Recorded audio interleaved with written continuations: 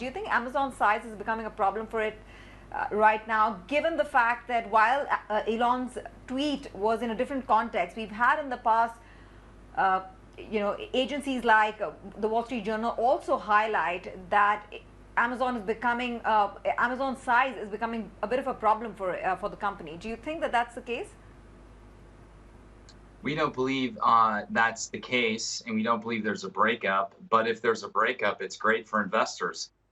So what we've said is that if you look at some of the parts of Amazon, you can get to way higher levels. They have one of the largest cloud computing businesses with AWS, which has 60% market share against Microsoft at 30 and Google at 10. And if you broke that up and separated it, given where software multiples are trading, Amazon shareholders would actually see a much higher stock price. But we don't believe that happens. Again, if it does, it's all gravy to our bullish thesis on Amazon, which we raised our price target to $3,100. And we continue to have, a very strong thesis around, home nesting, which is here in California. Cases continue to build in the south of the U.S. We think this is going to continue to carry on, and no one wants to bet on the pandemic to help the business, but this current environment we're in is going to continue to be a really strong tailwind for many aspects of Amazon's business.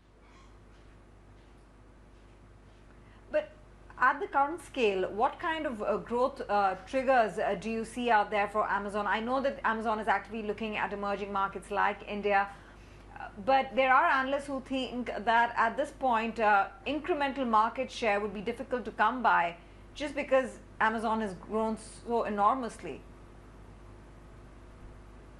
Yeah, I think from our perspective, you look at it and there's a media business, there's a software business, there's an advertising business, there's a retail business. We think over time they could be in a lot of other end markets, like they've basically just dipped their toe in the water on getting into the healthcare industry. And if you look at that industry, it's a $3 trillion industry that they barely scratched the surface on healthcare. And so if you look at these big industries that are going through, are big markets that are very complicated, we continue to see so many vertical markets like healthcare where they can make huge inroads. So we don't fear any concern around growth.